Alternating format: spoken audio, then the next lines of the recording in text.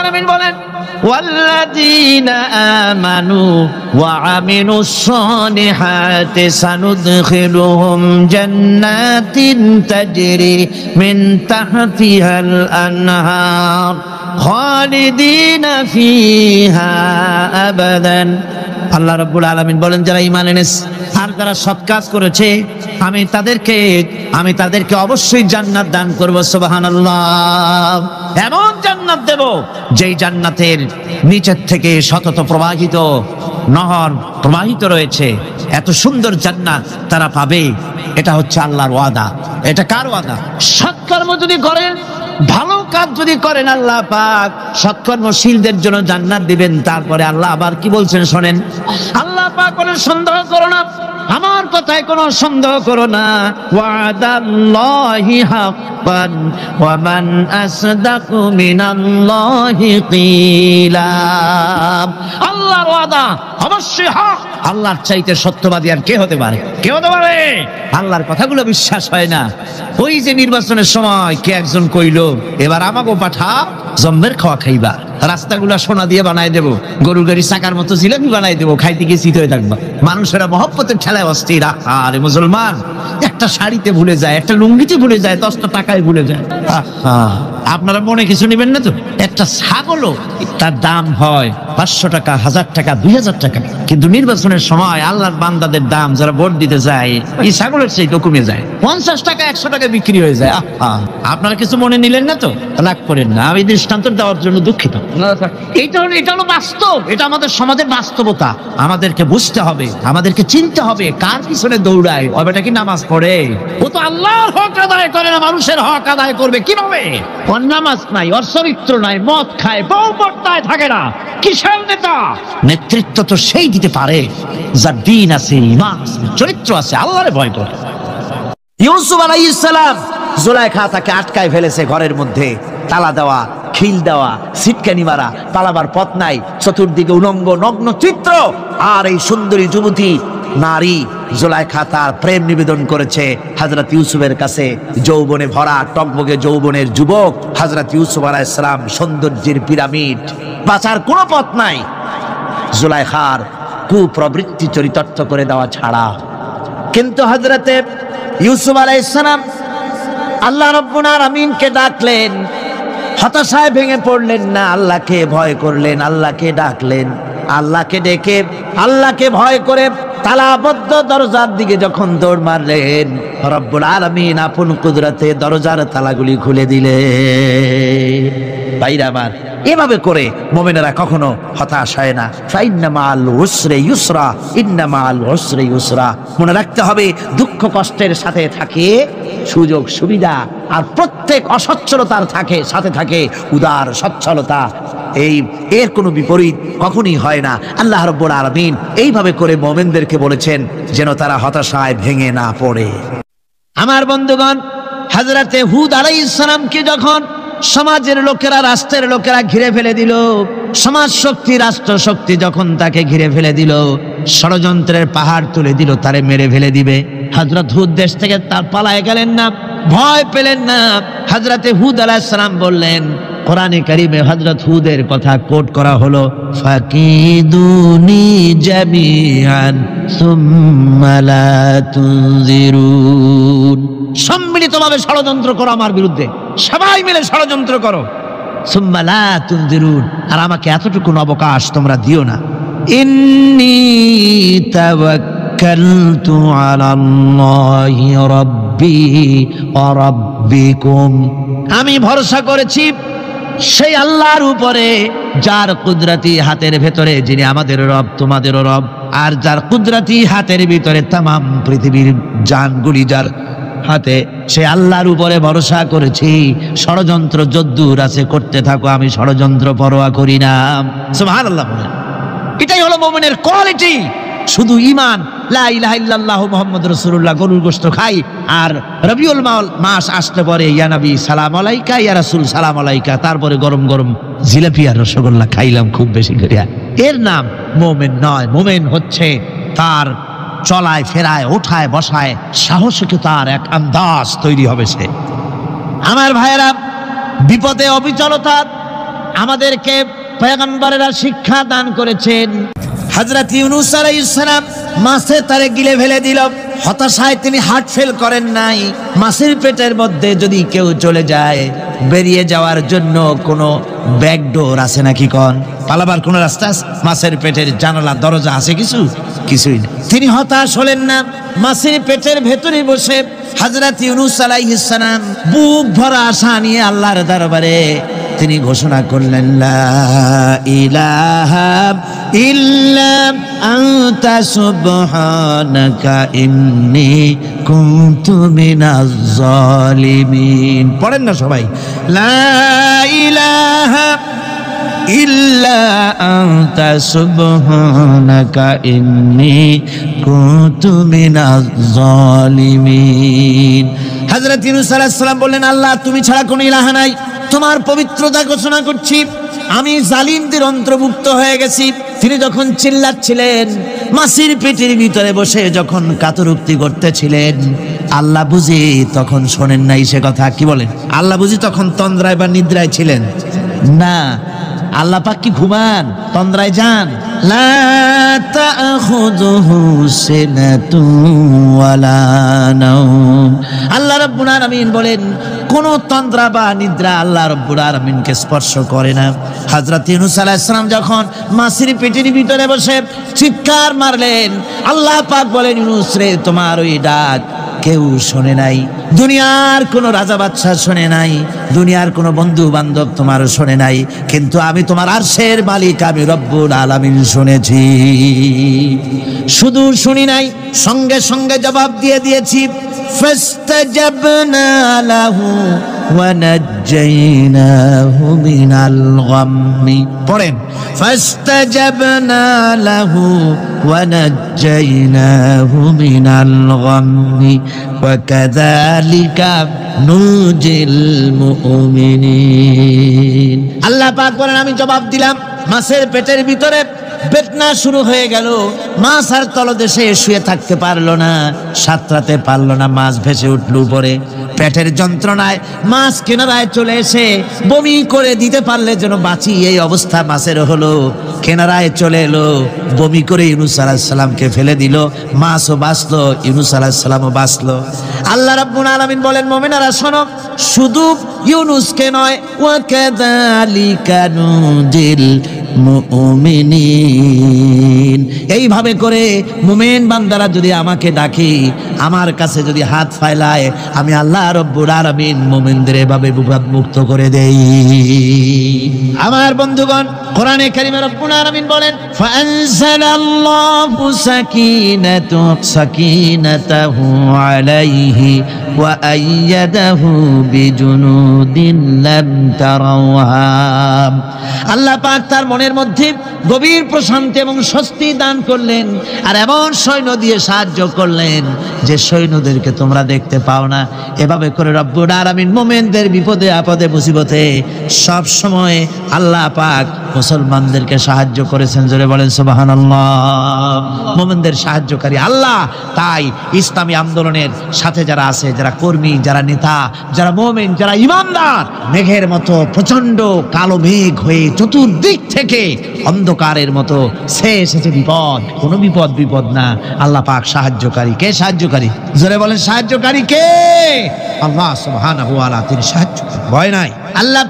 আল্লাহ পাকের উপর ঈমান আনলে পরে কলিজার ভিতরে দুর্জয় সাহসের সৃষ্টি হয়ে যায়, কোনো ভয় অন্তঃকরণে তার থাকে না। আল্লাহ পাক সাহায্য করেন। আর আল্লাহর উপরে ঈমান আনলে পরে রব্বুল আলামিন বলেছেন, ইয়া আইয়ুহাল্লাযীনা আমানু হাল আদুল্লুকুম আলা তিজারাতিন তুনজিকুম মিন আযাবিন আলীম। এমন একটা ব্যবসার কথা কি বলবো না, যে ব্যবসায় তোমাদেরকে জাহান্নামের আযাব থেকে বাঁচায় দেবে। তার প্রথম কাজই হলো আল্লাহর প্রতি ঈমান আনা। ঈমান আনলে পরে এই সমস্ত গুণ তৈরি হয়ে যায়। আর ঈমানে সবচাইতে উপকৃত হয় সমাজের লোকেরা, রাষ্ট্রের লোকেরা, পরিবারের লোকেরা, দেশের মানুষ উপকৃত হয় মুমিনদের দিয়ে ঈমানের কারণে। তার কারণ হলো, একজন মুমিন, একজন ব্যক্তি যখন ঈমানদার হয়, মুমিন হয়ে যায়, আল্লাহর প্রতি যখন প্রগাঢ় বিশ্বাস তার এসে যায়, তখন সেই ব্যক্তি নৈতিকতার মান তার বেড়ে যায়। জোরে বলেন সুবহানাল্লাহ। নৈতিক চরিত্রের উপরে সে প্রতিষ্ঠিত হয়, সে মিথ্যা বলতে সাহস পায় না।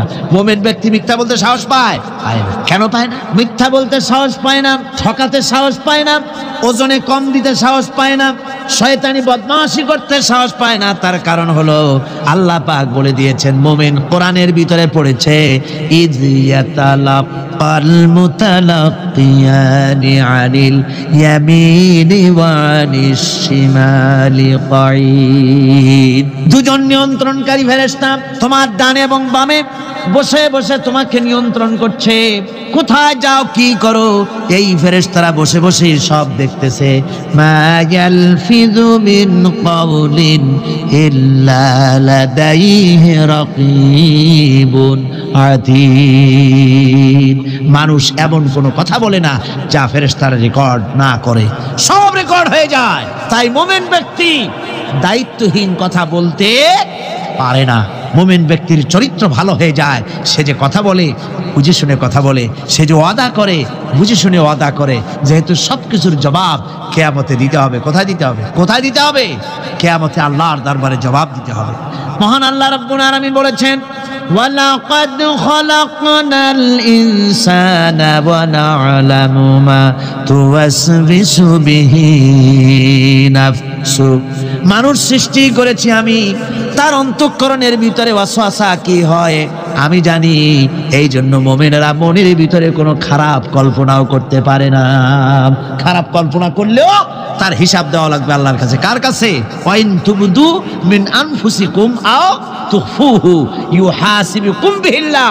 আল্লাহ বলেন, মনের মধ্যে যে সব কল্পনা করো তা প্রকাশ করো আর গোপন রাখো, ওইটার হিসাব নেব আমি আল্লাহ পাক। কিয়ামতের দিন আমার কাছে হিসাব দিতে হবে।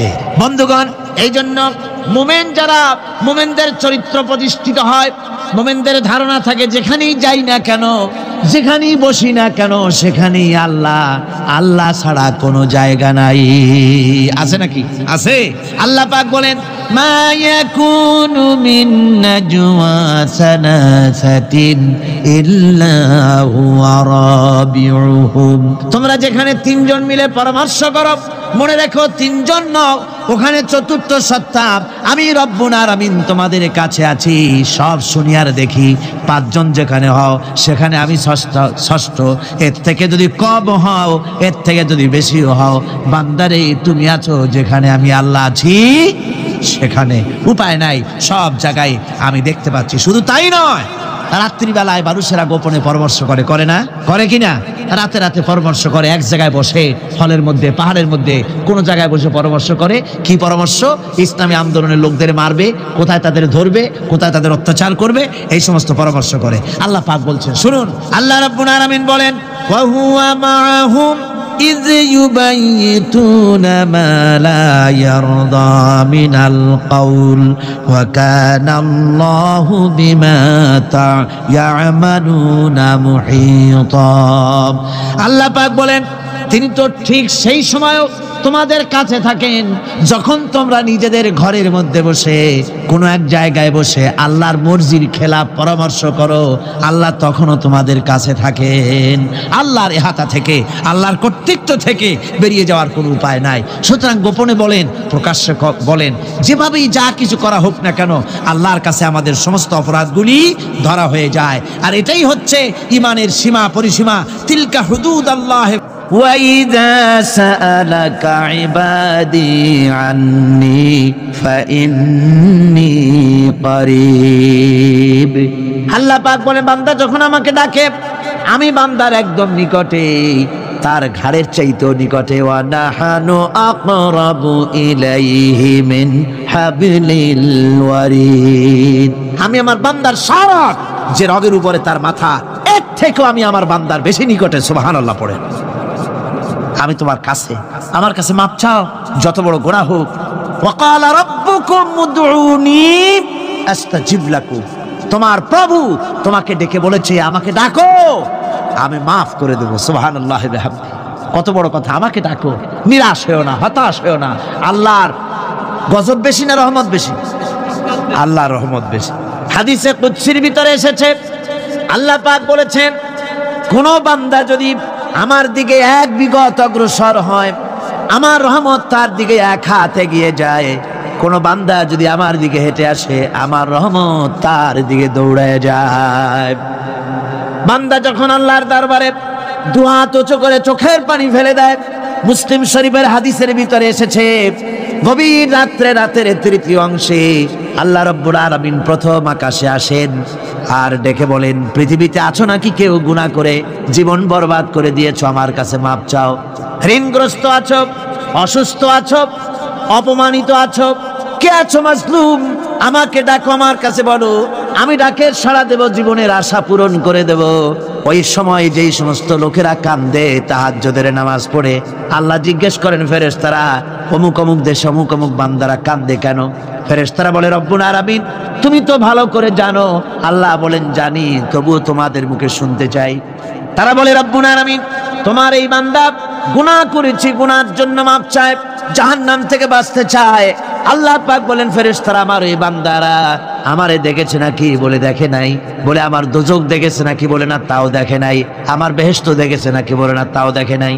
আল্লাহ পাক বলেন, ফেরেশতারা সাক্ষী থাকো, ওরা আমাকে দেখে নাই, আমার বেহেশত দোজখ কিছুই দেখে নাই, শুধুমাত্র আমার নবীর কথা, আমার কোরআনের কথা বিশ্বাস করে আরামের ঘুমকে হারাম করে যেভাবে তারা কাঁদতেছে, সাক্ষী থেকে যাও ফেরেশতারা, আমার রহমতের দরিয়ায় জোশ মেরেছে, আমার ওই ক্রন্দনরত বান্দাগুলিকে আমি আল্লাহ মাফ করে দিলাম। সুতরাং মুমিন বান্দা যারা, আল্লাহর মুমিন বান্দা যারা, এই ইমানের কোয়ালিটি, এটাও হতাশায় নিরাশায় ভেঙে পড়বে না। গুনাহ তো মানুষই করে, গুনাহ হয়ে গেছে, মাপ চাও। তোমার গুনাহ কদ্দূর? তোমার গুনাহ যদি হয় পাহাড় সমান, আল্লাহর রহমত আকাশ সমান। জাহান্নামের কঠিন শাস্তি থেকে বাঁচতে হলে আল্লাহর প্রতি ঈমান আনতে হবে। আর ঈমান আনলে যে কোয়ালিটিগুলি হওয়া উচিত, সেগুলি আমি আপনাদের সামনে আলোচনা করছি। এরপর আরেকটি কোয়ালিটি হবে মুমিনের, তা হলো কঠোর কঠিন বিপদে অবিচল থাকবে, বিপদে ভেঙে পড়বে না।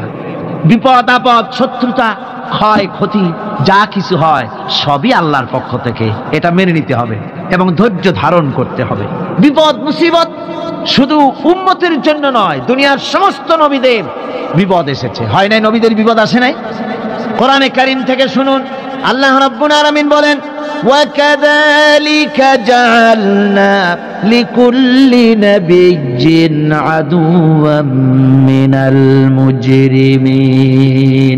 আল্লাহ পাক বলেন, এমনি করে আমি সকল নবীদের শত্রু বানিয়ে দিয়েছি সব পাপিষ্ঠ আর অপরাধ প্রবণ লোকদেরকে।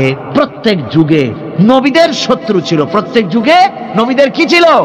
শত্রু ছিল। সে শত্রু কারা ছিল? আল্লাহ পাক বলছেন, নবীদের শত্রু ছিল পাপিষ্ঠ আর অপরাধ প্রবণ লোক, এরাই ছিল নবীদের দুশমন। রাসূলগণের অবস্থা যদি এই হয়, তাহলে তার উম্মত, ওই দিনের ধারক বাহক যারা, তাদের বুঝি বিপদ আপদ হবে না? নাকি হবে কিনা? তো ইসলামের বিরোধিতা যারা করে, কোরআনের পরিভাষায় বলা হয়েছে ইসলামের দুশমন, নবীদের দুশমন। দুনিয়ার সব পাপিষ্ঠ আর অপরাধ প্রবণ লোকেরাই ইসলামের দুশমন হয়, নবীদের দুশমন হয়। আজও দেখেন, আজও তাকিয়ে দেখেন, ইসলামী আন্দোলনের বিরোধিতা যারা করে, তারা পাপিষ্ঠ চরিত্রের কিনা তাকায় দেখেন, খুঁজে দেখেন, সর্বত্র খুঁজে দেখুন, খুঁজে দেখুন। যারা ইসলামী আন্দোলনের বিরোধিতা করে, যারা ইসলামকে মিটিয়ে দেওয়ার চেষ্টা করতেছে, যারা ইসলামকে মৌলবাদ বলে, ইসলামকে সাম্প্রদায়িক বলে, কোরআনে কারীমের কথা কত স্পষ্ট যে নবীদের দুশমন হয়, ইসলামের দুশমন হয় মুজরিম লোকেরা, অপরাধ প্রবণ আর পাপিষ্ঠ লোকেরা। আজও আমরা দেখতে পাই এই শ্রেণীর লোকেরা পাপিষ্ঠ এবং সবচাইতে সমাজের নিকৃষ্ট ধরনের চরিত্রহীন লোক। নামাজ নাই। আপনি খুঁজে দেখেন, ইসলামী আন্দোলনের বিরোধিতা যারা করছে, যারা নেতৃত্ব দিচ্ছে, নামাজ নাই, রোজা নাই, চরিত্র নাই, হজ নাই, যাকাত নাই, মদ, জুয়া, জেনা, ব্যভিচার ইত্যাদিতে লিপ্ত। চেহারা দেখলে ছেলেপেলেরা 2 গ্লাস পানি খায় ভর ছোটে। কথা ঠিক কিনা কর? এই হলো অবস্থা। মারে কেন? মুমিনদেরকে, পয়গম্বরদেরকে, সাহাবীদেরকে এবং ঈমানদারদেরকে মারে কেন? তার কারণ হচ্ছে আল্লাহ রাব্বুল আলামিন বলেছেন, ওয়া মা নাকামু মিনহুম ইল্লা আইয়ুমিনু বিল্লাহিল আজিজিল হামিদ। কাফিররা ঈমানদার লোকদেরকে অন্য কোন অপরাধী নির্যাতন চালায় না, নির্যাতন চালায় শুধু এই কারণে যেহেতু মুমিন লোকেরা পরাক্রমশালী, আল্লাহ রাব্বুল আলামিনের দ্বীনকে কায়েম করতে চায়, তার উপরে ঈমান এনেছে, এই কারণেই তারা মারে। ঠিক কিনা কর? যুগে যুগে নবীদের উপরে, সাহাবীদের উপরে যে অত্যাচার হয়েছে, সে অত্যাচার এই কারণেই হয়েছে, অন্য কোনো কারণে নয়। এই কঠিন বিপদে অবিচলতা এবং ধৈর্যের দৃষ্টান্ত নবীগণ পেশ করেছেন পৃথিবীর বুকে। আমরা দেখেছি ইব্রাহিম আলাইহিস সালামকে আগুনে ফালানো হয়েছে, আছে না কোরআন শরীফে?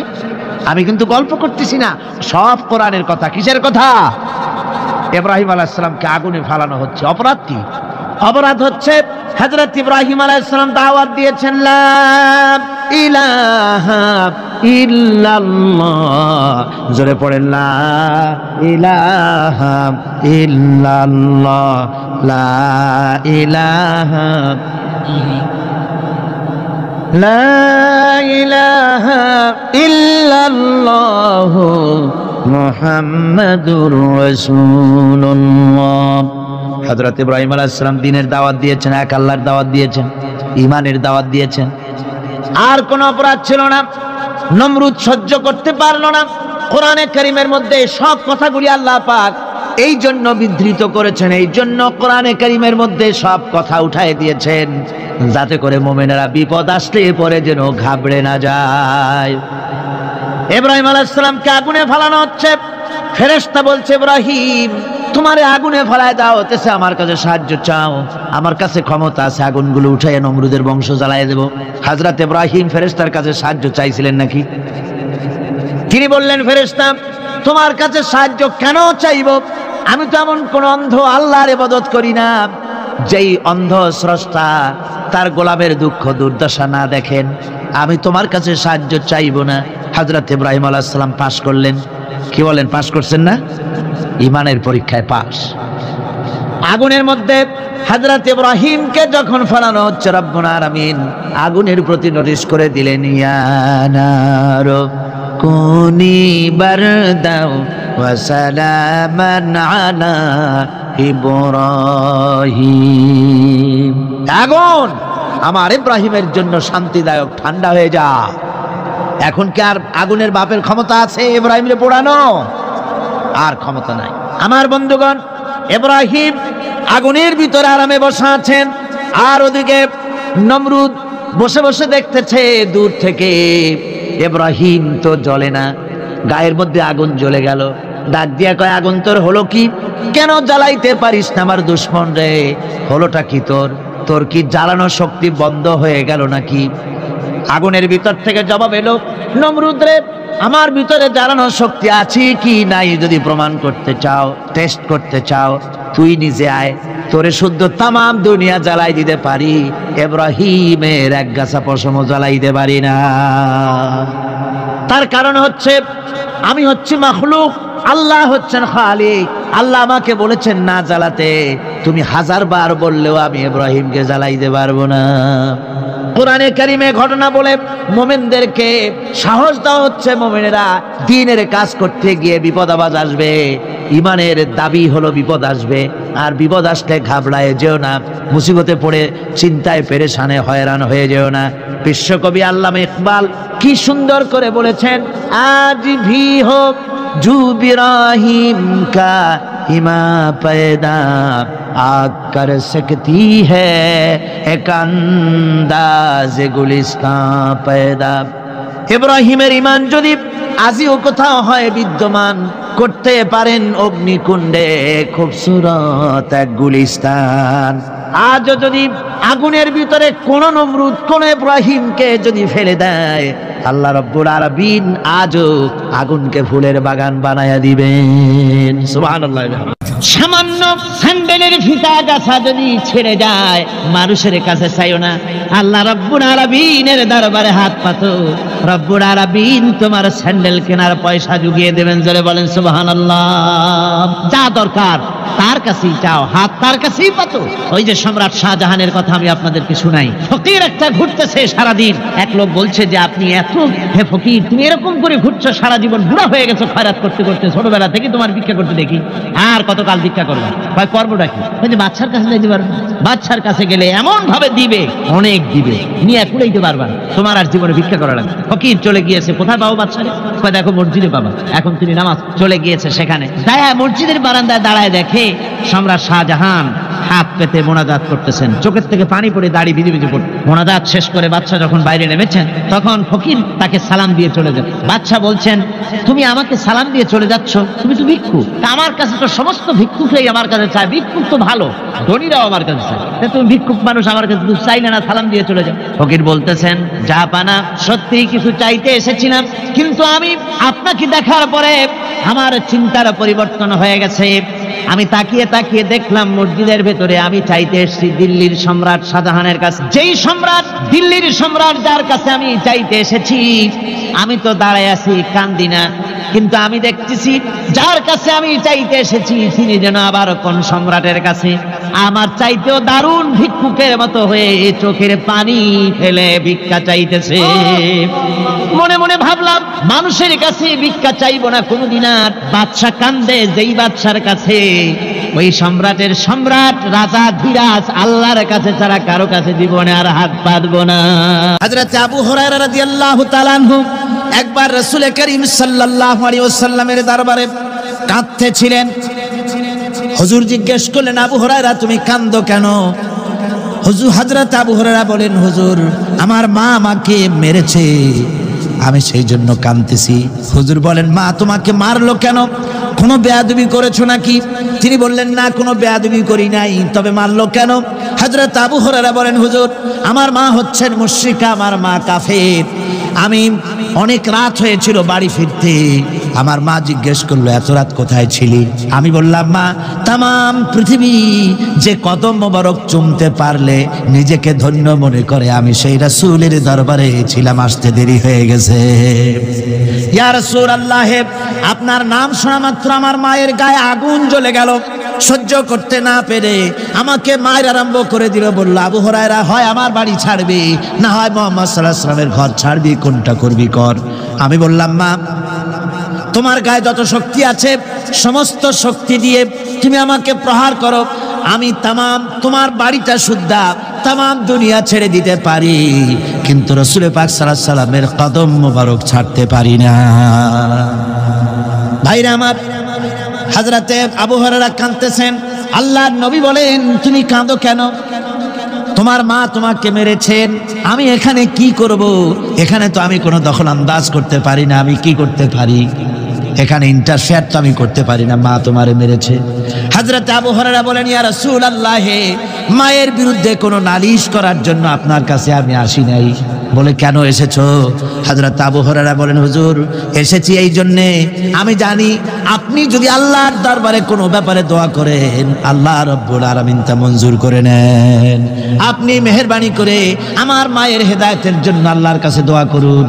হুজুর সাল্লাল্লাহু আলাইহি ওয়াসাল্লাম দুহাত উঁচু করলেন, বললেন, আল্লাহুম্মা ইহদি উম্মা আবি হুরায়রা, আয় আল্লাহ আবু হুরায়রার মাকে তুমি হেদায়েত নসিব করে দাও। এই দোয়া রাসূল করতেছেন। হুজুরকে দোয়ার মধ্যে ফেলে রেখে আবু হুরায়রা দৌড় আরম্ভ করেছে বাড়ির দিকে। পেছন থেকে কয়েকজন সাহাবী তারা দৌড়ে গেল। আবু হুরায়রা দৌড়ায় কেন?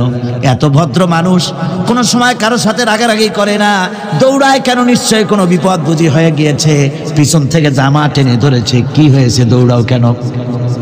হযরত আবু হুরায়রা বলেন, আমার জামা ছেড়ে দাও, আমাকে দৌড়াতে দাও, আমি দৌড়াইয়া বাড়ি পৌঁছে গিয়ে দেখতে চাই আমি আগে দৌড়ে বাড়িতে গেলাম না নবীজির দোয়া আমার আগে আমার বাড়ি পৌঁছে গেল, কোনটা হলো আমি সেটা দেখতে চাই। হযরত আবু হুরায়রা দৌড়াতে দৌড়াতে ঘরের কাছে গিয়ে নক করেছে। ভিতর থেকে আওয়াজ এলো, কে? কিছুক্ষণ পর মা আমার বেরোলেন, মাথার চুল দিয়ে পানি পড়তেছে, বুড়া মানুষ। মা আমার কাছে এসে বলল, বাবা তোমাকে মারার পর আমি বড় অনুতপ্ত হয়েছি, মনে মনে অনুশোচনা করেছি, আরে আমার ছেলে তো কোনো খারাপ জায়গায় যায় নাই, কোনো খারাপ মানুষের কাছে যায় নাই, মারলাম কেন?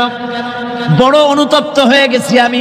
এই অনুশোচনা করে আমি এই মাত্র গোসল করেছি, আমাকে নিয়ে চলো তুমি বিশ্ব নবী রাসূলুল্লাহর দরবারে। আমার ভাইরা, রাসূল পাক সাল্লাল্লাহু আলাইহি ওয়াসাল্লাম আল্লাহর নবী এমন এক মহান সত্তা ছিলেন যে তিনি দোয়া আল্লাহর দরবারে হাত উঁচু করতে দেরি আছে, কিন্তু দোয়া কবুল হতে দেরি নাই। কুতুবে সুবহানী শেখ মুহিউদ্দিন আব্দুল কাদের জিলানী রাহমাতুল্লাহ আলাইহি তিনি বলেছেন, মুনাজাত করতে গিয়ে আবেগে বলেছেন, রব্বুল আলামিন তুমি যদি দয়া করে আমাকে জান্নাত দাও, আর তোমাকে যদি আমি না পাই, তুমি যদি আমার সঙ্গে দেখা না করো, আমারে যদি কথা না বলো, তাহলে এই জান্নাত আমার কোনো লাভ নাই। আর আমাকে যদি জাহান্নাম দিয়ে দাও, আর মাঝে মধ্যে তুমি যদি জিজ্ঞাসা করো মহিউদ্দিন কেমন আছো, তাহলে এই জাহান্নাম আমার জন্য বেহেশত হয়ে যাবে। আয় আল্লাহ, আমি শুধু তোমারই চাই। আল্লাহর নবী বললেন, মহিলা তুমি অপরাধ করেছো, কিন্তু তোমার গর্ভস্থিত সন্তান তো কোনো অপরাধ করে নাই, সুতরাং তোমার উপরে শরীয়তের হদ জারি করা যাবে না, ডেলিভারি হোক, তারপরে বিচার হবে। মহিলা চলে গেল আফসোস করতে করতে যে আমার বিচার হলো না, যদি এর মধ্যে আমি মরে যাই তাহলে জেনা করেছি, দুনিয়ার শাস্তি তো সহজ, পাথর মেরে উড়িয়ে দেবে, সঙ্গে সার করবে, এটা তো সহজ, কিন্তু কিয়ামতের ওই কঠিন জাহান্নামের আগুনে জ্বলতে পারবো না। মহিলাটি সন্তান ডেলিভারির পরে মহিলা চলে এসেছে রাসূলের কাছে, হুজুর এই সে আমার বাচ্চা ডেলিভারি হয়েছে, আপনি মেহেরবানি করে আমার উপরে হদ জারি করেন, শাস্তি দেন। আল্লাহর নবী বলেন, মহিলা তুমি অপরাধ করেছো, কিন্তু তোমার সন্তানের হক আছে, তোমার বুকের দুধ 2.5 বছর পর্যন্ত সে পান করবে, আমি তার হক নষ্ট করতে পারি না। মহিলা আবার চলে গেল কাঁদতে কাঁদতে, যদি এর মধ্যে মরে যায়, 2.5 বছর যেতে পারে নাই, তার আগেই মহিলা ওই বাচ্চাটাকে কোলে নিয়ে হাতে একটা রুটি দিয়া হুজুরের কাছে আসছে। কত পেরেশানি দেখেন। মহিলা এসে বলেন, ইয়া রাসূলুল্লাহ, আমার এই বাচ্চা এখন দুধ ছেড়ে দিয়েছে, সে রুটি খাইতে পারে, হুজুর আর দেরি করবেন না, এই শাস্তি না নিয়ে যদি মরে যায়, জাহান্নামের কঠিন আযাব আমি ভোগ করতে পারবো না। আল্লাহর নবী ওই মহিলাকে অর্ডার দিয়া দিলেন, একে বুক পর্যন্ত মাটির মধ্যে গেড়ে দিয়া চতুর্দিক থেকে পাথর নিক্ষেপ করো। মহিলাকে নিয়ে পাতাকে বুক পর্যন্ত মাটির ভিতরে গেড়ে দিয়া চতুর্দিক থেকে যখন পাথর নিক্ষেপ করা হচ্ছিল, রক্ত ছিটে এসে একজন সাহাবীর গায়ে পড়ায়, সাহাবী মহিলাকে ভৎসনা করলেন। আল্লাহর নবী বললেন, শুনতে পেরে নবীজি বললেন, ও সাহাবী ভৎসনা করো না, বরং এই মহিলার তওবা আল্লাহ রাব্বুল আলামিন এমন ভাবে কবুল করেছেন, যদি সে তওবা দুনিয়া সব মানুষকে ভাগ করে দেওয়া যায়, তাহলে সমানভাবে ভাগ করে দেওয়া যাবে। 60,000 সৈন্য তাদের অশ্ব নিয়ে, তাদের উষ্ট্র নিয়ে, তাদের মালপত্র নিয়ে, জিহাদের সামান নিয়ে শ্রাবণের খরস্রোতা নদী, উত্তাল তরঙ্গমালায় ভরা নদীর উপর থেকে এই সাহাবীরা পাড়ি দিয়ে ওপার চলে গেলেন। ওপার যাওয়ার পরে হযরতে সাদ বলছেন, তোমাদের কেউ কি হারায় গেছে নাকি? সবাই এদিক ওদিক তাকায় খোঁজ করে বলল, মানুষ তো দূরের কথা, একটা উট আর ঘোড়াও একটাও হারায় যায় নাই। একজন বলল, আমার একটা পেয়ালা, যে পেয়ালা আমি পানি পান করতাম, সেই পেয়ালাটা তুফানে ছিটকে কোথায় চলে গেছে, ওইটা হারায় গেছে। হযরতে সাদ বলেন, মুজাহিদের কোনো জিনিস দরিয়া নিতে পারে না, অবশ্যই তা ফেরত আসবে। এই কথা তিনি বলতেছিলেন, হঠাৎ করে দরিয়ার কিনারে একটা আওয়াজ হলো, দেখা গেল তুফানের ভিতরে সেই হারানো বাটিটা তাদের মধ্যে ফিরে এসেছে। আল্লাহু আকবার। মুজাহিদদেরকে সাহায্য করেন স্বয়ং আল্লাহ রাব্বুল আলামিন। আফ্রিকার জঙ্গলের কাছে, ভিন্ন ইতিহাস, জঙ্গলের কাছেই মুসলমানদেরকে থাকতে দেওয়া হয়েছে। মনে করা হয়েছিল জঙ্গলের সমস্ত হিংস্র প্রাণীরা এই মুসলমানদের শেষ করে দেবে, যুদ্ধ করা লাগবে না। হযরতে সাদ সে অবস্থা বুঝতে পারলেন, তিনি একটা মঞ্চ তৈরি করলেন। সেই মঞ্চের উপরে দাঁড়ায় জঙ্গলের প্রাণীদের দিকে লক্ষ্য করে তিনি নোটিশ জারি করে দিলেন, বললেন, ইয়া আইয়াতুহাল হাশারাত ওয়াস সিবাউ নাহনু আসহাবু রাসূলুল্লাহ সাল্লাল্লাহু আলাইহি ওয়াসাল্লাম। হে জঙ্গলের হিংস্র প্রাণীরা, আমরা আল্লাহ রাসূলের সাহাবী, ফাইন্না নাজিলুনা ফামান ওয়াজাদনা বাদাহু কাতালনাহু। আমরা রাসূলের সাহাবী, এইখানে আল্লাহর দ্বীনকে কায়েম করার জন্য আমরা এসেছি, আল্লাহর কলেমার আওয়াজ নিয়ে আমরা এখানে রাত কাটাবো। সুতরাং এই জঙ্গলের ভিতরে হিংস্র প্রাণী যত আছো, সব আমাদের এই জায়গা ছেড়ে অন্যত্র চলে যাও। আফ্রিকার জঙ্গলি মানুষেরা চিন্তা করলো, মানুষের কথা কি জঙ্গলি প্রাণীতে শোনে না, কে পাগলে কয় কি? তারা তাকায় তাকায় দেখলো, হযরতে সাদের এই ঘোষণার পরে বাঘের কাতারে বাঘ, সিংহের কাতারে সিংহ, সাপের কাতারে সাপ, যার যার ডিম আর বাচ্চাগুলি মুখে কামড়াইয়া সাহাবীদের এলাকা ছেড়ে দিয়ে তারা অন্যত্র চলে গেল। আমার মুসলমান ভাইরা, এই ছিল মুসলমানদের ইতিহাস। দিন প্রতিষ্ঠা করার কাজে মুসলমান এগোলে আল্লাহই মদত করেন। কে মদত করেন? একবার একজন দরবেশ সাহেব রাস্তা দিয়ে যাচ্ছেন, প্রতিমধ্যে তিনি দেখতে পেলেন নদী থেকে এক কলসি পানি নিয়ে এক যুবতী সুন্দরী মেয়ে রাস্তা বেয়ে যেতেছে। দরবেশ সাহেব দাঁড়ায় গেলেন আর ওই যুবতীর দিকে এক নজরে তাকায় আছেন, চোখে পলক দেয় না। এরপরে যুবতী থমকে দাঁড়ায় গেল। আধা বুড়া মানুষ, দাড়ি অর্ধেক পাইকে গেছে, দেখতে দেখায় খুব বুজুর্গ মানুষ, কিন্তু রাস্তায় আমার একা পায়া এমনি করে তাকিয়ে আছে আর চোখ দিয়েও তো পানি পড়ে। ব্যাপারটা কি? দরবেশ কাঁদে কেন? প্রতিমধ্যে আমাকে একা পেয়ে দরবেশ কাঁদে কেন, তাকিয়ে আছে কেন? মহিলার চিন্তা জাগলো। শেখ সাদী রহমতুল্লাহ আলাইহি ঘটনা লিখেছেন, বাংলা এক কবিতার অনুবাদ করেছেন। একদা সুখদায়ক প্রমোদা বদন, দর্শন করি মম ঝরিল নয়ন, হেসে কহে সেরূপসী সবিস্ময় মন, কহ দেখি মহাশয় কহ কি কারণ, বিষয়ে বিরাগী তুমি ভুবনে প্রচার, কি হেতু জন্মিল তব মানস বিকার। যুবতী মেয়েটি বলছে, ওগো দরবেশ সাহেব, হুজুর সাহেব, আমি একটা যুবতী মেয়ে লোক, রাস্তায় আমাকে একা পেয়ে আপনি আমার দিকে তাকায় আছেন আর কাঁদতেছেন। এই বৃদ্ধ বয়সে ভীমরতি হলে কেন? আমাকে দেখে কাঁদেন কেন আর এক নজরে কেন তাকায়ছেন? কারণটা কি? কি কুমতলব আছে? দরবেশ সাহেব বলছেন, হেসে কহিলাম বালে করহ শ্রবণ, নেত্র ঝরে তবু হেতু ভেব না এমন। হে রূপসী মেয়ে, তোমার জন্য আমি কান্দি, একথা একবারও চিন্তা করো না। যে শিল্পী রচিল এই সুধাংশু বদন, তাহার তরে ঝরে নেত্র নয়নে জীবন। তোমার প্রেম পাওয়ার জন্য তোমাকে দেখে লোবাতুর এবং কামুক হয়ে তোমার দিকে তাকায় কান্দি, একবারও ভেব না। আল্লাহর কসম, আমি কাঁদতেছি তোমার এত সুন্দর স্বাস্থ্য আর চেহারা যে আল্লাহ রাব্বুল আলামিন বানায় দিলেন, না জানি সেই আল্লাহ কত সুন্দর। হযরত নূহ আলাইহিস সালামের জামানায় 40 দিনের বন্যা। এই বন্যার পরে জাহাজ যখন নেমে গেল, তখন তিনি মনে মনে ভাবলেন, আমি তো জোড়ায় জোড়ায় করে সমস্ত প্রাণীগুলি আর মানুষগুলি, কিছু কিছু মানুষ যারা ঈমান এনেছিল তাদের জাহাজে উঠাইছে, কিন্তু একটি বুড়ি আমার উপরে ঈমান এনেছিল আর আমি তার ওয়াদা করেছিলাম সাথে করে নিয়ে যাব, আমি তো তার কথা ভুলে গিয়েছি। অনুশোচনা এলো। জাহাজ থেকে নেমে চতুর্দিকে লক্ষ্য করলেন, মানুষ নাই, জনপদ নাই, সব শেষ হয়ে গেছে। পাহাড় পর্বত কাঠ হয়ে পড়েছে, বিল্ডিং গুলি শেষ হয়ে গিয়েছে, কোন জনপদে কোনো প্রাণী নাই, প্রাণী বলতে কিছুই নাই। হঠাৎ দূরে দেখতেন একটা কুড়ে ঘরের মতো দেখা যায়। ভাবলেন, এত বড় বন্যার ভিতরে কুড়ে ঘর কেমনে থাকলো? আস্তে করে হেঁটে গেলেন কুড়ে ঘরের কাছে। ভেতরে মানুষ আছে বলে মনে হলো। বাইরের থেকে প্রশ্ন করলেন, ভিতরে কে? জবাব এলো, আমি এই ঘরের মালিক, আমি এক বুড়ি বিধবা এক মহিলা। আপনি কে? তিনি বললেন, আমি হচ্ছি এই জামানার পয়গম্বর হযরত নূহ আলাইহিস সালাম। বুড়ি বলছেন, আমারও ধারণা তাই। আপনি আমাকে ওয়াদা করেছিলেন বন্যা হলে পরে, বন্যার আভার যখন আপনি পাবেন, আমাকে আপনি সাথে করে জাহাজে উঠায় নিয়ে দিবেন। আমার মনে হয় বন্যা কবে হবে সেই খবর দেওয়ার জন্য আপনি এসেছেন। হযরত নূহ আলাইহিস সালাম সিজদায় পড়ে কাঁদতে লাগলেন, বললেন, রব্বুল আলামিন, তোমার কুদরত বোঝার ক্ষমতা আমার নাই। 40 দিন পর্যন্ত পানির ভিতরে মানুষ কেমনে জীবিত রইল? আল্লাহ পাক শোনালেন, নূরে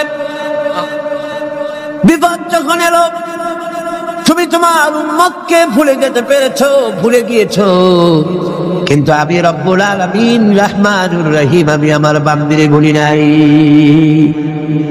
পানির স্রষ্টা আল্লাহ, পানির ভিতরে তিনি বাঁচাতে পারেন, আবার তিনি আগুনের ভিতরে বাঁচাতে পারেন, সব কিছু করতে পারেন, সমস্ত ক্ষমতা আল্লাহ পাকের। মুনাফিক, তুমি কাকে ভয় দেখাতেছ? তোমার তরবারি এই সমাজের কিছু কাফেরেরা ভয় করতে পারে। তুমি কি আমারে চেনো নাকি? তুমি কারে ভয় দেখাও? তাম পৃথিবীর সমস্ত কাফেরদের উপরে আল্লাহ রাব্বুল আলামিন আমাকে বাঘ বানায় পাঠিয়েছেন। তরবারি দিয়ে প্রমাণ হবে। মুনাফিক বলে তুমি আঘাত করো, কয় না আক্রান্ত হলে পরে তারপরেই জবাব দেব। এরপরে মুরাকাব আঘাত হানতে লাগলো। হযরতে আলী সমস্ত রণকৌশল দিয়ে আঘাতগুলি তিনি ফিরিয়ে দিতে লাগলেন। এরপরে হযরতে আলী বলছেন মুরাকাব এবার তৈরি হও আমার আঘাত সহ্য করার জন্য। হযরতে আলী জুলফিকার তুলে আঘাত করলেন। এক আঘাতেই দেখা গেল মুরাকাবের মাথা থেকে শুরু করে শরীর টুকরা হয়ে গিয়া হযরত আলীর তরবারির মুঠা পর্যন্ত মাটির ভিতরে গেড়ে গিয়েছে। দুর্গ দখল হয়ে গেল। পরের দিন আল্লাহর নবী বলেন, আলী শুনতে পেলাম তোমার ঢাল ভেঙে গিয়েছিল, তারপরে তুমি যুদ্ধ করলে কি দিয়ে? হযরত আলী বলেন, হুজুর আমুজ দুর্গের ওই কবাটটা, লোহার কবাটটা বাম হাতে নিয়া আর ডান হাতে তরবারি নিয়ে লড়াই করেছি। হুজুর বলেন, কি করে মানুষ কেমনে এত বড় দুর্গের লোহার কবাট হাতে নিয়ে যুদ্ধ করে? একটু দেখাও তো দেখি। হযরত আলী গতকালকের মতো বাম হাত দিয়া ধরেছেন, নাড়াতে পারেন না। এবার ডান হাত দিয়া ধরেছেন, নাড়াতে পারেন না। ডান আর বাম দুই হাত দিয়া সমস্ত শক্তি দিয়ে এমন জোরে টান বেড়েছেন, প্রতিটি লোমকূপের গোড়া থেকে ঘাম বেরিয়ে এসেছে, এক চুলও নড়াতে পারেন নাই। হযরত আলীর মুখখানা মলিন হয়ে গেছে লজ্জায়। হযরত আলী রাদিয়াল্লাহু তাআলা আনহু লজ্জা পেয়ে গেছেন। রাসূল পাক সাল্লাল্লাহু আলাইহি ওয়াসাল্লাম বলেন, আলী লজ্জা পাওয়ার কোনো কারণ নাই, চিন্তা করার কোনো কারণ নাই। তোমার নিজস্ব শক্তি দিয়ে তুমি লড়াই করতে পারো নাই। এত বড় লোহার দরজা নিয়ে খবর নিয়ে মানুষ ভাবে লড়াই করতে পারে না। আল্লাহ তার দিনকে বিজয়ী করার জন্য তোমার ভিতরে আল্লাহ রাব্বুল আলামিন ক্ষমতা দিয়েছিলেন। জোরে বলেন সুবহানাল্লাহ। আল্লাহ রাব্বুল আলামিন এই জিহাদের ময়দানে যখন মানুষ আসে, আল্লাহ তাদের উপরে মদদ দান করেন। আমার বন্ধুগণ, আল্লাহর দিনকে জমিনের উপরে প্রতিষ্ঠিত করার জন্য যদি আমরা আজও যদি ঐক্যবদ্ধ হই দিন কায়েমের জন্য, তাহলে আল্লাহ রাব্বুল আলামিন আমাদেরকে মদদ করবেন। আল্লাহ পাক কোরআনে কারীমের মধ্যে বলেছেন, ওয়া কানা হাক্কান আলাইনা নাসরুল মুমিনিন। মুমিনদেরকে সাহায্য করা আমি আল্লাহর জন্য ওয়াজিব হয়ে যায়। জোরে বলেন সুবহানাল্লাহ। মুমিনদের জন্য সাহায্য করা আল্লাহর জন্য কি হয়ে যায়? ওয়াজিব হয়ে যায়। ভাইরা একটু বৃষ্টি সহ্য করেন না, খুব বেশি বৃষ্টি। আচ্ছা, ওই এটা রহমত। এটা কি রহমত? আমার ভাইরা, জিহাদের ভিতরে আল্লাহর জান্নাতে যাওয়ার জন্য তারা জিহাদ করেছেন। তারা দেশ দখলের জন্য জিহাদ করেন নাই, দিন প্রতিষ্ঠার জন্য লড়াই করা ফরজ। দিন প্রতিষ্ঠার জন্য লড়াই করা কি? জনগণ কি? আর এই ফরজ দায়িত্ব পালন করতে গিয়ে যদি কেউ মারা যায়, তাহলে কোথায় যাবে? ওই শাহাদাতের মত হচ্ছে একটা সেতু বা একটা ব্রিজ, একটা সাঁকো। এপারে দুনিয়া, ওপারে আল্লাহর জান্নাতুল ফেরদাউস। জোরে বলেন সুবহানাল্লাহ। এই জন্য হযরত ওমর ফারুক রাদিয়াল্লাহু তাআলা সব সময় দোয়া করতেন, আল্লাহুম্মা রযুকনি শাহাদাতান ফি সাবিলিক ওয়াজআল মাউতি ফি বালাদি রাসূলিক। আল্লাহ রাব্বুল আলামিন, আমাকে রাসূলের শহরে মওতাও আর আমাকে তোমার দ্বীনের রাস্তায় শাহাদাত মঞ্জুর করো। জোরে বলেন আমিন। এটা আমাদের দোয়া, আমারও দোয়া, আমার সারা জীবনের স্বপ্ন, সারা জীবনের স্বাদ আল্লাহ যেন শাহাদাতের মওত নসিব করে দেন। জোরে বলেন আমিন। এর থেকে উন্নত মানের মওত আর নাই। ওই প্যারালাইসিস হয়ে বিছানায় পড়ে তড়পায় মরার কোনো দাম নাই। দুনিয়ার বুকে দুনিয়ার জিন্দেগি বছর করার 500 বছর বেঁচে থাকার দাম নাই। সিংহের মতো 1 সেকেন্ড বেঁচে থাকার দাম আছে, ঠিক কিনা? আর মওত, প্লীহা, যকৃত, typhoid, paralysis, diabetes, heart attack, kidney পচে যাওয়া, হাবিজাবি মওতের চাইতে আল্লাহর রাস্তায় জিহাদ করে শাহাদাতের মওত সর্বশ্রেষ্ঠ মওত। জোরে বলেন সুবহানাল্লাহ। আমার ভাইরা, রাসূল পাক সাল্লাল্লাহু আলাইহি ওয়াসাল্লাম তিনি মদিনা মুনাওয়ারায় এসে প্রথম যে জিহাদের সম্মুখীন হলেন, ওইটার নাম কি? কোন জিহাদ? বদর। কোন জিহাদ? বদরের জিহাদ। সেই বদরের মাঠে জিহাদের জন্য রাসূল সাহাবীদেরকে তৈরি করতেছেন। তো আপনারা চিন্তা করেন বিষয়টা, জিহাদ করতে হবে। এই বদরে সাহাবীরা জিহাদ করবে কাদের বিরুদ্ধে? নিজের বাপের বিরুদ্ধে। রাসূল পাক খুব চিন্তিত হলেন যে সাহাবীদেরকে কিভাবে উদ্বুদ্ধ করা যায়। হুজুর জিহাদের কথাই বলতেছেন যে এখন বদরে আমাদের টিকে থাকার প্রশ্ন, এইটা মুসলমানদের টিকে থাকার প্রশ্ন, বদরের যুদ্ধ, বদরের এই জিহাদটা। হুজুর যখন এগুলি বলতেছেন, হযরত মিকদাদ রাদিয়াল্লাহু তাআলা আনহু রাসূলের একজন জলিলুল কদর সাহাবী, তিনি দাঁড়িয়ে বলছেন, হে আল্লাহ রাসূল, কেন আপনি চিন্তা করছেন? ইমজি বিনা ইয়া রাসূলুল্লাহ হাইসুমা তাশা।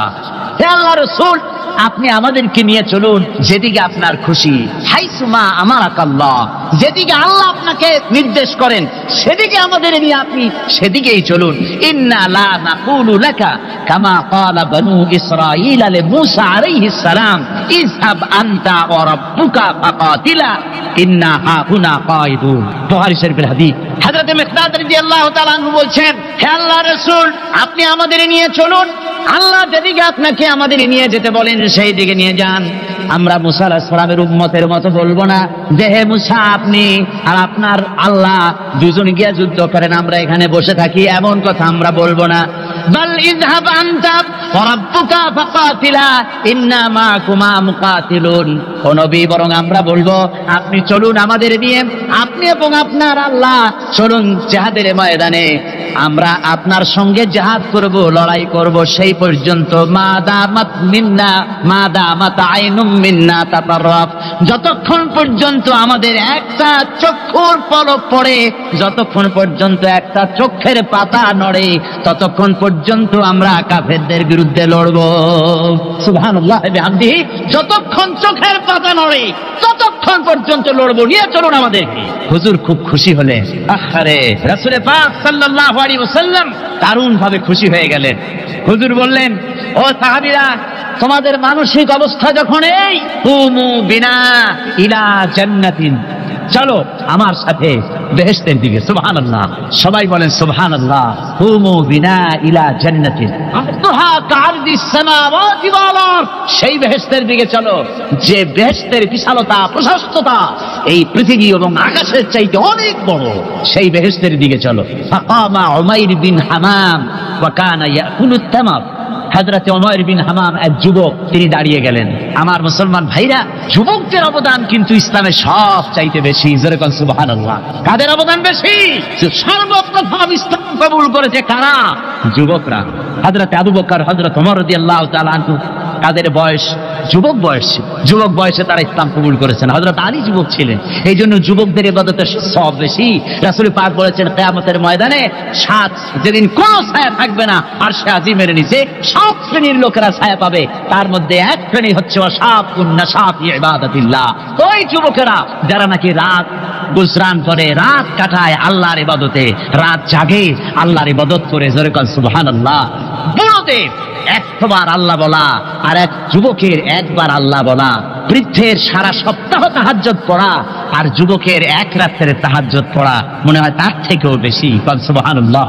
তাই বলে বৃদ্ধ যারা, তারা কিন্তু হতাশ হবেন না, ওই যৌবনকাল আপনিও বেরিয়ে এসছেন, ঠিক না? সুতরাং যুবকদের অবদান বেশি। হযরত উমাইর বিন হামাম রাদিয়াল্লাহু তাআলা আনহু, তিনি দাঁড়িয়ে গেলেন, তার হাতে ছিল ওয়া কানা ইয়াকুলুত তামার, তিনি খরমা খাচ্ছিলেন, হাতে ছিল কয়েকটা খরমা, তিনি খরমাগুলি হাতে নিয়ে দাঁড়িয়ে বলছেন ওয়াকালা বাখবাখ, তিনি বলছেন, বাখবাখ শব্দ এটা হচ্ছে লোকাল মুহাল্লিয়া, অর্থাৎ আঞ্চলিক শব্দ। এর অর্থ হচ্ছে মা আযমাহু ওয়া মা আহসানাহু। কি আশ্চর্য, কি সুন্দর, কি বিরাট, কি সুন্দর কথা আপনি বললেন হে রাসূল। জান্নাতুন আরদুহা কাআরদিস সামাওয়াতি ওয়াল আরদ, এমন দেশ তো পাওয়া যাবে জিহাদ করলে যে বেহেশতের বিশালতা প্রশস্ততা এই বিশাল আকাশের চাইতে, জমিনের চাইতে বেশি। ওয়াল্লাহি লাউ কুনতু হাইয়ান হাত্তা আকুলাহুন্না, আমি যদি, ওয়াল্লাহি আল্লাহর কসম, আমি যদি এই খরমাগুলো যদি খাইতে থাকি, ইন্নাহা লা হায়াতুন তাবিলা, তাহলে তো এটা অনেক লম্বা হায়াত লাগবে, এই খরমাগুলি খাইতে অনেক সময় লাগবে, বেহেশতে যাইতে দেরি হয়ে যাবে। সুতরাং এই খরমা তো আর খাওয়া যাবে না। ফারামাবিহিন না, হাতের খরমাগুলি সব ফেলে দিয়ে জিহাদের ময়দানে লাফায়ে পড়লেন। অনেকগুলি কাফেরকে জাহান্নামের ঘাটে উতরায় দিয়া হযরত ওমর নিজেও শাহাদাত বরণ করলেন। জিহাদের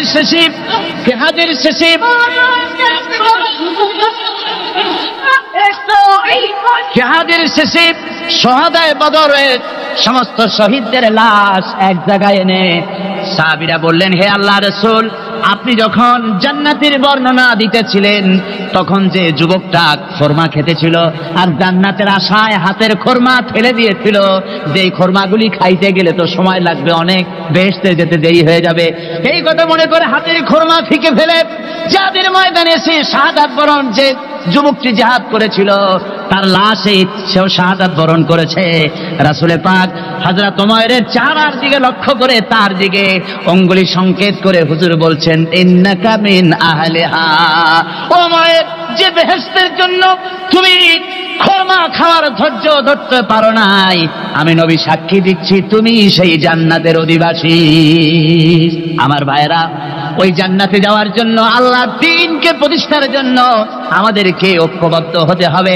আল্লাহর দ্বীনের জন্য, আল্লাহর নবীর যে আদর্শ, সে আদর্শ প্রতিষ্ঠার জন্য এগিয়ে আসতে হবে। যদি আমরা তা করতে পারি, আমরা সংখ্যায় কত, আমাদের অস্ত্র আছে কি নাই, আমাদের জনবল কত, আমাদের সৈন্যবল কত, এগুলি প্রশ্ন না।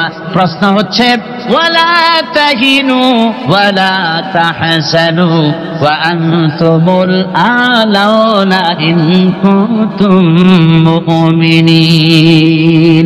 কোনো ভয় নাই, কোনো চিন্তা নাই, যদি তোমরা মুমিন হও আমি আল্লাহ তোমাদেরকে বিজয়।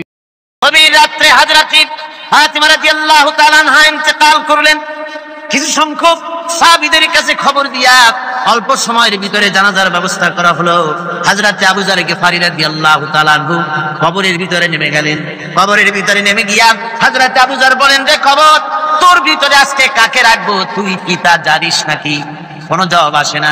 হযরত আবু যর বলেন, কবর রে, তোর ভিতরে আজকে যাকে রাখবো তিনি হতেছেন হযরত ইমাম হাসান হোসেনের মা। বেহেশতের সমস্ত জওয়ানদের সরদার হবেন যারা, সেই দুইজনের মা তোর ভিতরে রাখবো, খবরদার বেয়াদবি করবি না। কোনো জবাব না পেয়ে হযরত আবু যর বলেন, ওগো কবরের মাটি, তোর ভিতরে কাকে রাখবো কি জানিস?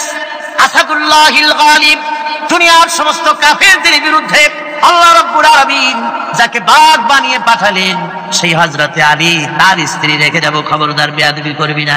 কোনো জবাব আসে না। হযরত আবু যর বলেন, কবরের মাটি, তোর ভিতরে যাকে রাখবো তিনি হলেন খাতুনে জান্নাত, বেহেশতের সমস্ত মহিলাদের সরদারিনী হবেন যে ফাতেমা, তারে রেখে যাব, তোর ভিতরে খবরদার কোনো বেয়াদবি করবি না। আবার হযরত আবু যর বলেন, কবরের মাটি, তোর ভিতরে কারে রাখবো কি জানিস? তোর ভিতরে আজকে যাকে রেখে যেতেছি তিনি হলেন আখেরি জামানার পয়গম্বর, বিশ্বনবী জনাবে মুহাম্মদ রাসূলুল্লাহ সাল্লাল্লাহু আলাইহি ওয়াসাল্লামের কলিজার টুকরা মা ফাতেমাকে তোর ভিতরে রাখবো, খবরদার কবরের মাটি বেয়াদবি করবি না। কিতাবে এসেছে হযরত আবু যরকে বাড়ি শুনতে পেলেন, আওয়াজ এলো, কে যেন বলতেছে, রে আবু যর, আমি ফাতেমা কি চিনি না, হাসান হোসেনের মা কি চিনি না, আলীর স্ত্রী চিনি না, রাসূলের মেয়ে মা ফাতেমা কি চিনি না। আমল যদি ভালো হয় আমার ভিতরে, আমল ভালো নিয়ে যে আসবে শান্তিতে থাকবে, আর আমল যদি খারাপ হয় আমার ভিতরে, তার অবস্থা চূড়ান্ত হয়ে যাবে। আমার ভাইরা, আমার বন্ধুগণ, আমলের উপরে ভিত্তি করে কিয়ামতের দিন নাজাত হবে। আমল যদি খারাপ হয়ে যায়, কিয়ামতের দিন কেউ তাকে বাঁচাতে পারবে না। এই জন্য কিয়ামতের ময়দানে, হাসরের দিনে আল্লাহর হাবিব জনাবে মুহাম্মদ রাসূলুল্লাহ সাল্লাল্লাহু আলাইহি ওয়াসাল্লাম সিজদায় পড়ে কাঁদতে থাকবেন। আল্লাহ রাব্বুল আলামিন বলেন, হাবিব রে, আপনি কাঁদেন কেন? আজকে তো আপনার কাঁদার দিন না, আমি আপনাকে মাকামে মাহমুদ দান করেছি, আমি আপনাকে কাউসার দান করেছি, আপনার আজকে সম্মানের দিন, মর্যাদার দিন, কাঁদেন কেন? আল্লাহর হাবিব বলবেন, রব্বুল আলামিন মাকামে মাহমুদ পেয়েছি, কাউসার পেয়েছি, কান্দি এই জন্য আমি দেখতে পাচ্ছি আবার সামনে দিয়া ফেরেশতারা আমার উম্মতগুলি জাহান্নামের দিকে নিয়ে যায়। আল্লাহ রাব্বুল আলামিন বলবেন, ওগো আমার হাবিব, আমি আপনাকে ক্ষমতা দিলাম, আপনার জান্নাতি উম্মতগুলি আপনি বেছে নেন। আল্লাহর হাবিব তার জান্নাতের উম্মতগুলি বাঁচতে থাকবেন। হযরত আয়েশা বলেন, ইয়া রাসূলুল্লাহ, কিয়ামতের ময়দানে লক্ষ কোটি কোটি মানুষের ভিতরে আপনার জান্নাতি উম্মত আপনি চিনবেন কি করে? হুজুর বলেন, আয়েশা, কোন একটি ঘোড়ার কপাল যদি থাকে সাদা, এই সাদা কপালওয়ালা ঘোড়াটা যদি অসংখ্য ঘোড়ার ভিতরে যদি হারিয়ে যায়, তাহলে সাদা কপালওয়ালা ঘোড়ার মালিক তার ঘোড়াকে পাবে কিনা বলো? হযরত আয়েশা বলেন, হুজুর, অনায়াসে পাবে। আল্লাহ রাব্বুল আলামিনের হাবিব বলেন, আয়েশা রে, কিয়ামতের ময়দানে আমার যেই উম্মতেরা নামাজি ছিল, দিনদার ছিল, পরেজগার ছিল, দুনিয়ার বুকে ঈমান নিয়ে যারা চলাফেরা করেছে, আমার দিন কায়েমের, আল্লাহর দ্বীনের জন্য যারা কাজ করেছে, ওদের চেহারা নূর চমকাতে থাকবে, ঈমানের নূর। কিয়ামতের দিন চমকাতে থাকবে। সেই ইমানের নূর দেখে দেখে আমি আমার জান্নাতি উম্মতগুলি আমি বেছে নেব। হযরত ফাতিমা রাদিয়াল্লাহু তাআলা আনহাকে রাসূলুল্লাহ সাল্লাল্লাহু আলাইহি ওয়াসাল্লাম অত্যন্ত ভালোবাসতেন, মহব্বত করতেন তার স্ত্রীদেরকেও। তার স্ত্রীরাও রাসূল করিম সাল্লাল্লাহু আলাইহি ওয়াসাল্লামকে ভালোবাসতেন প্রাণ উজাড় করে দিয়ে। নবীজি বলেছেন, কন্যার পিতাদেরকে গালি দিও না। অনেকে টিটকারি করে, বারবার মেয়ে হয় ছেলে একটাও হয় না, সেই জন্য টিটকারি বটকারি করে। আল্লাহর নবী বলেছেন, মেয়ের পিতাকে গালি দিও না, ঠাট্টা করো না, যেহেতু আমি মুহাম্মদ রাসূলুল্লাহ সাল্লাল্লাহু আলাইহি ওয়াসাল্লাম, আমি মেয়েদের পিতা, আমি নিজে মেয়েদের পিতা। খাওয়া মেয়েদের পিতাকে গালি দিও না। রাসূলুল্লাহ বলেছেন, আকাশের নিচে জমিনের উপরে খাদিজার মতো মহিলা আর নাই। সেই হযরতে খাদিজা রাসূলের 4টি মেয়ে পেটে ধারণ করেছিলেন। সুবহানাল্লাহ। মেয়ের প্রতি রাসূলুল্লাহ যথেষ্ট মহব্বত করতেন, মেয়েকে খুব ভালোবাসতেন হুজুর সাল্লাল্লাহু আলাইহি ওয়াসাল্লাম। হুজুরের কলিজার টুকরা ছিলেন মা ফাতিমা রাদিয়াল্লাহু তাআলা আনহা। হুজুর যখন কোথাও যেতেন সকলের শেষে দেখা করতেন ফাতেমার সঙ্গে, আর বিদেশ থেকে সফর করে এসে সকলের আগে দেখা করতেন ফাতেমার সঙ্গে। সুবহানাল্লাহ। রাসূলুল্লাহ আরো বলেছেন, তোমরা যখন বাজারে যাবে বা ব্যবসা করতে যাবে বা বিদেশে যাবে, আসার সময় যে সব হাদিয়া নিয়ে আসো। আমরা যখন বাইরে যাই, বাজারে যাই, কিছু হাদিয়া আনি না, জামা কাপড় চকলেট ইত্যাদি আমরা আনে থাকি। রাসূলুল্লাহ বলেছেন, হাদিয়াগুলি তোমরা যারা বিদেশে যাও, বাজারে যাও, হাদিয়া আনবে আর এনে ঘরের মধ্যে ঢুকে তা শুরু করবে মেয়েকে দিয়ে। প্রথমে দেবে মেয়েকে। সুবহানাল্লাহ। মেয়ের মর্যাদা ইসলামে সব চাইতে বেশি। কোন যুগে? যে যুগে মেয়ে হলে পরেই মাটির নিচে ঘেরে রাখতো, আছাড় মেরে মেরে ফেলে দিত। বেআইনি যামবিন কুতিলাত, কোন অপরাধে তাদেরকে হত্যা করা হলো। আল্লাহ পাক কোরআনে কারীমের মধ্যে বলেছেন, তাদের অপরাধ আর কিছু না, তারা নারী, এই জন্য তাদেরকে মেরে ফেলা হতো। রাসূলুল্লাহ তাদের ইজ্জত দিলেন। সুবহানাল্লাহ বিহামদিহি। রাসূলুল্লাহ সম্মান দিলেন, ইজ্জত দিলেন তাদের। কন্যা হিসাবে নারীর এই মর্যাদা। ফাতেমাকে রাসূল এত ভালোবাসতেন, ইন্তেকালের সময় হযরত ফাতেমা কাঁদতে কাঁদতে বেহুশ হয়ে যাওয়ার উপক্রম হয়ে রাসূলুল্লাহ হযরত ফাতেমাকে ইশারা দিলেন। হযরত ফাতেমা তার কান নিয়ে রাসূলুল্লাহর মুখের কাছে লাগাই দিলেন। আল্লাহ নবী কি যেন বললেন কানে কানে, হযরত ফাতেমার কান্না বন্ধ হয়ে গেল। হযরত আয়েশা বলেন, মা, রাসূলুল্লাহ তোমার কানে কানে কি বললো আর তোমার কান্না বন্ধ হয়ে গেল? হযরত ফাতেমা বলেন, ইয়া আম্মা জান, আমার আব্বা আমার কানে কানে বললো, মা ফাতেমা তুই কাঁদিস না, তোর কান্না আমার বরদাস্ত হয় না, তোমাকে কাঁদতে হবে না। আমি তোমাকে সুসংবাদ দিয়ে যেতেছি, আমি মরে যাওয়ার পর সর্বপ্রথম তোমার সাথে আমার দেখা হবে। রাসূলুল্লাহর এই ভবিষ্যৎবাণী হযরত ফাতেমা বুঝতে পেরেছেন যে হুজুরের ইন্তেকালের পরে আমার বেশি দেরি হবে না, আমিও তাড়াতাড়ি হুজুরের সাথে শামিল হতে পারবো। হুজুরের ইন্তেকালের 6 মাস পরেই হযরত ফাতেমা রাদিয়াল্লাহু তাআলা আনহা ইন্তেকাল করেছেন। কন্যা হিসেবে নারীর মর্যাদা ইসলাম অনেক অনেক গুণে বাড়িয়ে দিয়েছে। এই কন্যা শিশু কৈশোর যৌবন পেরিয়ে যখন যৌবনে তার বিয়ে হয়ে যায়, আল্লাহ রাব্বুল আলামিন তখন বলেন, ওয়া মিন আয়াতিহি আন খালাকা লাকুম মিন আনফুসিকুম আজওয়াজান লিতাসকুনু ইলাইহা ওয়া জাআলা বাইনাকুম মাওয়াদ্দাতান ওয়া রাহমা। আল্লাহ পাক বলেন, আমার নিদর্শনের ভিতরে একটি নিদর্শন, আমি তোমাদের থেকে তোমাদের জোড়া তৈরি করেছি, তোমাদের স্ত্রীদেরকে তৈরি করেছি, তোমাদের সাথে তোমাদের স্ত্রীর ভালোবাসা সৃষ্টি করেছি, মহব্বত সৃষ্টি করেছি। এই মহব্বত আমি আল্লাহ তৈরি করেছি। আর যখন বুড়ো হয়ে যায় মানুষ, স্বামী স্ত্রী যখন বুড়ো আর বুড়ি হয়, তখন আর ভালোবাসা থাকে না, তখন ওই ভালোবাসা শরীরতার করুণায় আমি আল্লাহ পরিণত করে দেই। বুড়ার জন্য তখন বুড়ি ছাড়া আর উপায় নাই, বুড়িরও আর বুড়া ছাড়া উপায় নাই। তখন ভালোবাসা কোনো বিশেষ কোনো অক্ষণীয় ভালোবাসা নয়, তখন একের উপরে অন্য একদম নির্ভরশীল হয়ে পড়ে। আল্লাহ পাক বলেন, এই অবস্থা আমি আল্লাহ সৃষ্টি করে দেই। সুবহানাল্লাহ। স্ত্রীকে রাসূলুল্লাহ কত ভালোবাসতেন। আল্লাহ নবী বলেছেন, আমার কাছে 3টা জিনিস প্রিয়, একটা হচ্ছে সুগন্ধি, একটা হচ্ছে নামাজ, আর একটা হচ্ছে স্ত্রী। সুবহানাল্লাহ। স্ত্রী আমার কাছে প্রিয়। হুজুর বলেছেন, তোমাদের মধ্যে সেই ব্যক্তি উত্তম যে ব্যক্তি তার স্ত্রীর কাছে উত্তম। আমি আমার স্ত্রীদের কাছে উত্তম ব্যক্তি। সুবহানাল্লাহ। রাসূলুল্লাহ স্ত্রীকে কত ভালোবাসতেন। বিশ্বনবী রাজনৈতিক কর্মকাণ্ড চালাচ্ছেন, যুদ্ধের দামামা বাজতেছে, চতুর্দিকে কত অশান্তি, সবকিছু চলছে, স্ত্রীর হক আদায় করতে ভুলে যাননি। রাতের বেলায় হযরত আয়েশার বয়স কম, তাকে নিয়ে রাসূলুল্লাহ একটু সুযোগ পেয়েছেন, বলছেন, আয়েশা সব তো ঘুমিয়ে, চলো আমরা একটু দৌড়াই। ওই যে দূরে একটা জিনিস দেখা যায়, দৌড় দাও দেখি কে আগে যায়। দুজনে দৌড় প্রতিযোগিতা করলেন। দৌড় প্রতিযোগিতায় হযরত আয়েশা ফার্স্ট হলেন, হুজুর পিছনে পড়ে গেলেন। হযরত আয়েশা খুব আনন্দ করলেন যে আপনি কিন্তু আমার সাথে দৌড়ে পারলেন। পরবর্তী কিছু কাল যাওয়ার পর হযরত আয়েশা বলেন, হুজুর আজকে আবার বললেন যে চলো আয়েশা একটু দৌড়াই। হযরত আয়েশা বলছেন যে সেদিনের তুলনায় আমার শরীর একটু আমি মুটিয়ে গেছি, শরীরটি স্থূল হয়েছে। আমি আজকে দৌড়ালাম কিন্তু পারলাম না, রাসূল আগে চলে গেলেন। আমি হাঁপাতে হাঁপাতে যখন হুজুরের কাছে চলে গেছি, হুজুর তখন মুস্কি হেসে আমাকে বললেন, আয়েশা ওই সেই দিনের জবাব আজকে দিয়া দিলাম। সুবহানাল্লাহ বিহামদিহি, সুবহানাল্লাহ বিহামদিহি। বিশ্ব নবী কত বড় আদর্শ বিশ্ব মানবতার জন্য। তিনি বলেছেন, আরাফাতের ময়দানে রাসূলুল্লাহ বলেছেন, তোমরা যেমন পড়বে তোমার স্ত্রীদেরকে তেমন পড়াবে, তোমরা যেমন খাবে তোমার স্ত্রীদেরকে তেমন খাওয়াবে, স্ট্যান্ডার্ড মেনটেন করবে।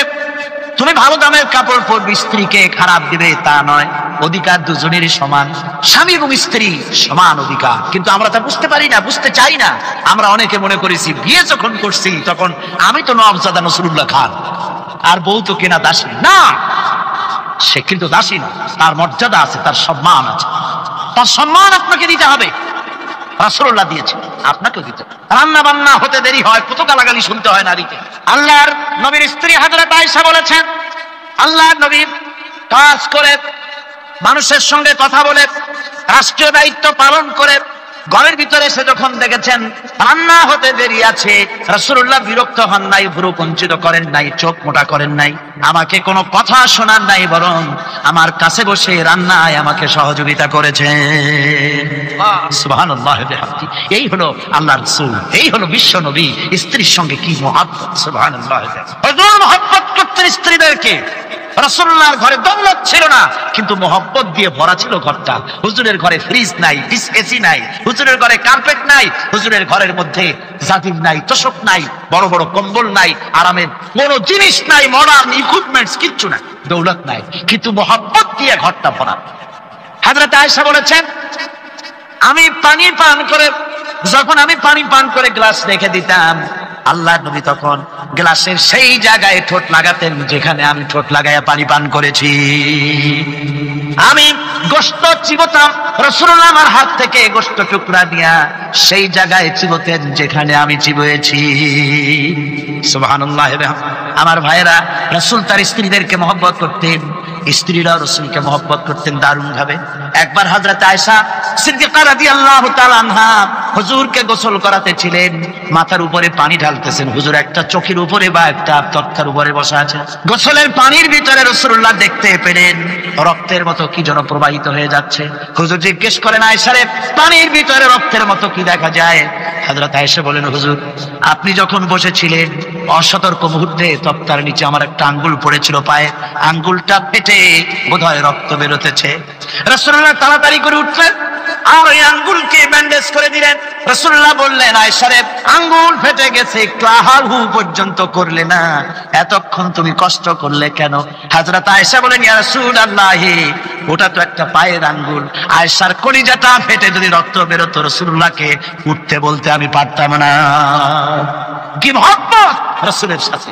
হযরত আয়েশা বলেন, রাসূল সাল্লাল্লাহু আলাইহি ওয়াসাল্লাম স্ত্রীদেরকে এত ভালোবাসতেন, আমাদের ঘরে গোশত টোস্ত তেমন রান্না বান্না খুব কম হতো।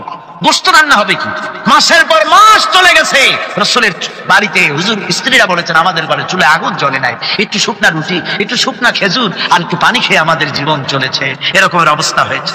তারপরে এই অবস্থা চলেছে, এর মধ্যে যদি কখনো একটু কষ্ট আসছে, হুজুর যখন ছাগল ইত্যাদি ছাগল দুম্বা জবাও করেছে, এই দুম্বার গোশত নিয়ে ছাগলের গোশত নিয়ে রাসূলুল্লাহ নিজে বেরোতেন।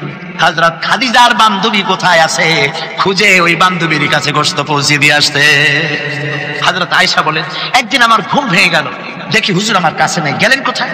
খুঁজতে খুঁজতে যায় দেখি মসজিদে নববীর ভিতরে হুজুর হাত তুলে বসে আছেন, মোনাজাত করতেছেন। আমি পেছনে কি হাত, আমি শুনতে পাচ্ছি নবীজি দোয়া করছেন রব্বুল আলামিন, কিয়ামতের ময়দানে যেদিন সন্তান তার পিতাকে ভুলে যাবে, মা তার সন্তানকে হারায় ফেলবে, ওই কঠিন হাসরের ময়দানে আমি যেন আমার খাদিজাকে হারাইয়া না যাই।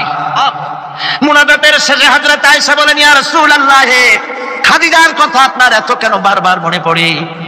একটা বুড়িরে বিয়ে করেছিলেন 25 বছর বয়সের সময়, 40 বছর বুড়ি। তার কথা কেন এত মহব্বত আপনার মনে পড়ে? তার থেকে যুবতী মেয়ে, সুন্দরী মেয়েকে আপনার স্ত্রী হিসেবে আপনি পান নাই। হুজুর বলেন, আয়েশা রে, খাদিজা সম্পর্কে এমন কথা তুমি আর বলো না। তোমরা সবাই আমার সুখের দিনের স্ত্রী, আর খাদিজা আমার এমন সময়ের স্ত্রী ছিল যখন মক্কায় আমার আশ্রয় ছিল না, আমার মক্কা নগরীতে আমার আশ্রয় ছিল না। খাদিজার সঞ্চিত সমস্ত ধনরাশি ইসলাম কবুল করার পর দুহাতে খাদিজা বিতরণ করে দিয়েছে। হযরত আয়েশা বলেন, হুজুর আমার গোস্তাকি মাফ করে দেন, আমি আর এরকম বলবো না, তবে খাদিজা সম্পর্কে আমার এই কিছু একটু শুনান। হুজুর বলেন, আয়েশা রে শোনো, গভীর রাত যত রাত হোক না কেন, ইসলামের দাওয়াত দিয়ে দিয়ে গভীর রাত্রে আমি যখন বাসায় ফিরেছি, ঘরে এসেছি, দরজায় একটা মাত্র ডাক দিয়েছি খাদিজা, অমনি দরজা খুলে গেছে। আমি জিজ্ঞেস করেছি, খাদিজা রে, যত রাত্রে আসলাম, যতবার আসলাম, একটা ডাকের বেশি লাগলো না, তুমি কি ঘুমাও না?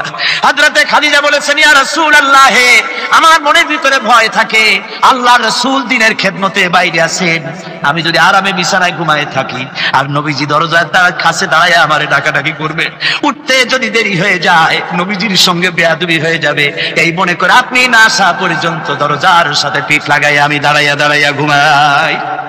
আমার ভাইরা, হযরতে খাদিজার ইজ্জত স্বয়ং আল্লাহ দিয়েছেন। কে দিয়েছে? হাদিস শরীফে এসেছে, রাসূলুল্লাহ জাবালে নূরে বসা, গারে হেরার ভিতরে বসা, হযরতে জিবরাইল রাসূলুল্লাহর সঙ্গে কথা বলতেছেন। একটু পরে হযরতে জিবরাইল বলেন, ইয়া রাসূলুল্লাহ, আমি আর এখানে বসবো না, আমি এখন চলছি। আমি দেখতে পাচ্ছি খাদিজা আসতেছে আপনার জন্য খাবার নিয়ে।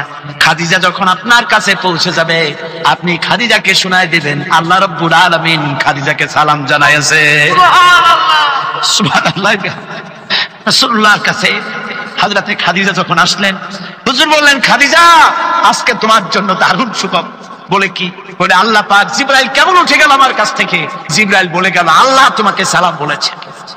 হযরত খাদিজা কেঁদে ফেললেন, বললেন, ইয়া রাসূলুল্লাহ, আমার নারী জন্ম সার্থক, আল্লাহ আমাকে সালাম বলেছে, এর জবাব কেমনে দিতে হয় হুজুর আমি তো জানি না, আপনি আমার পক্ষ থেকে আল্লাহর সালাম কিভাবে দেওয়া লাগে আপনি দিয়ে দিন, আমি তো বুঝি না কেমনে আল্লাহর সালামের জবাব দেব।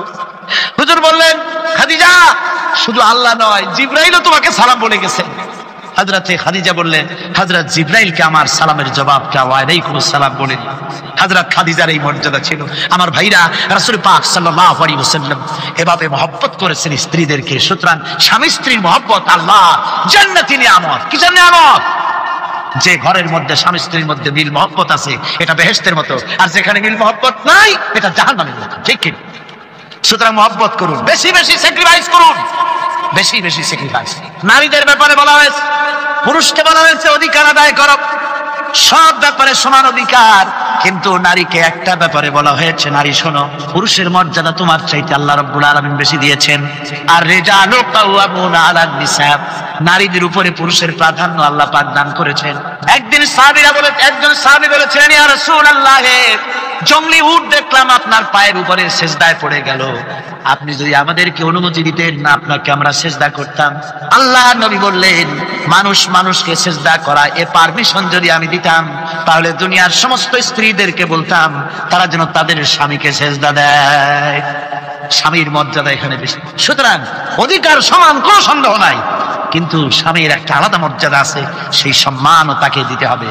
এরপরে এই সমান অধিকারের ভিত্তিতে স্বামী স্ত্রী চলতে থাকে, মাঝখানে আল্লাহ পাক তাদেরকে সন্তান দান করেন। আল্লাহ তাদেরকে, নারীকে লেখাপড়ার অধিকার দিয়েছেন, ইসলাম তাকে লেখাপড়ার অধিকার দিয়েছে, শিক্ষার অধিকার দিয়েছে। হযরত আয়েশা সিদ্দিকা রাদিয়াল্লাহু তাআলা আনহা শিক্ষয়িত্রী ছিলেন, হাফেজা ছিলেন, হাদিসের হাফেজা ছিলেন, কোরআনের হাফেজা ছিলেন, হাজার হাজার সাহাবায়ে কিরামদের তিনি ওস্তাদ ছিলেন। সুবহানাল্লাহ। নারীদের ব্যাপারে অধিকাংশ মাসালা হযরত আয়েশা সিদ্দিকা রাদিয়াল্লাহু তাআলা আনহার অবদান। সুবহানাল্লাহ। নারী যুদ্ধ করেছে, যুদ্ধের ময়দানে নারীর অধিকার আছে, নারী চাকরি করতে পারবে, নারী ব্যবসা করতে পারবে, নারী লেখাপড়া করতে পারবে, নারী সেনাবাহিনীতে যেতে পারবে, নারী সব করতে পারবে, কিন্তু পর্দার মধ্যে। জনৈক সাহাবী ইসলাম গ্রহণ করার পরও রাসূলুল্লাহ সাল্লাল্লাহু আলাইহি ওয়াসাল্লামের কাছে অনুশোচনা করছিলেন তার কন্যা সন্তান নিজ হাতে হত্যা করার জন্য। আমাদের প্রিয় নবী এই কথা শুনে কেঁদে ফেললেন। একটা লোক গিয়ে কাঁদতেছিল মুসলমান হওয়ার পরও। হুজুর কয়, কান্দো কেন? কই যে এই যে আমার গুনাহ কি মাফ হয়েছে? হুজুর বলেন হ্যাঁ মাফ হয়ে গেছে। কলেমা পড়ছে মাফ হয়ে গেছে। কই যে হুজুর আমি তো মারাত্মক গুনাহ করছি। বলে কি? বলে আমার একটা মেয়ে, সেই মেয়েটাকে নিয়ে আমি ঘটনা লম্বা, আমি সংক্ষেপে বলতেছি। মেয়েটাকে ফাঁকি দিয়া তাহলে আমি মারবো, বুঝতে দেই নাই আমার বউরে। বললাম চলো বেড়াইতে যাই। মেয়েটা আমার সাথে সাজাই দিয়েছে তার মা বেড়াতে নিয়ে যাবো এই কথা মনে করে। মেয়েটা কদ্দূর যায়, আবার আব্বা আব্বা বলে আমার দিকে ফিরে আসে, আবার পিছনে থাকে, আবার আব্বা আব্বা বলে জড়ায় ধরে। এইভাবে করতে করতে যখন নির্জন এলাকায় গেলাম, আমি পাহাড়ের পাশে গর্ত খোঁড়া আরম্ভ করলাম। গর্ত কুচি আর মাটি ছিটে এসে আমার দাড়িতে লাগে। বাচ্চা মেয়েটা আমার কাছে এসে দাড়ি দিয়ে ধুল ছাড়ায় দেয়, কয় আব্বা তোমার দাড়িতে ধুল লাগতেছে, তুমি এই কষ্ট করতেছো কেন? মেয়ে তো বোঝে না যে আমি তার জন্য কবর খুঁজতেছি। কবরটা খোঁড়া হয়ে যাওয়ার পর মেয়েটারে বান্ধা শুরু করলাম। মেয়ে এখন কাঁদতেছে, বাবা আমার বান্ধ কেন? আমি তারে বাইধা জোরে ওর মধ্যে নিক্ষেপ করে দিলাম। মেয়েটা গর্তের মধ্যে বসে চিৎকার করে বলছে, আব্বা তুমি আমারে বাঁচতে দাও, আমি তোমার বাপ বলে সমাজে হ্যাঁ করবো না, আমি ভিক্ষা করে খাবো, আমার বেরো না। লোকটি বলছি ইয়া রাসূলুল্লাহ, আমার মনে দরদ আসলো না। আমি একটা পাথর উঁচু করে আমার মেয়ের বুক লক্ষ্য করে জোরে মেরে দিলাম। বুকটা ফেটে রক্ত ফিনকি দিয়ে উঠলো। আর মেয়ের বুক থেকে আওয়াজ বেরোলাম। আমার কালে যেন এখনো সেই আওয়াজ বাজে। হাদিস শরীফে এসেছে, হুজুরের চোখের পানি দাড়ি ভিজে ভিজে জামার উপরে পড়তেছিল। হুজুর বললেন, না হারে, মানুষেও পারে এইরকম কাম করতে।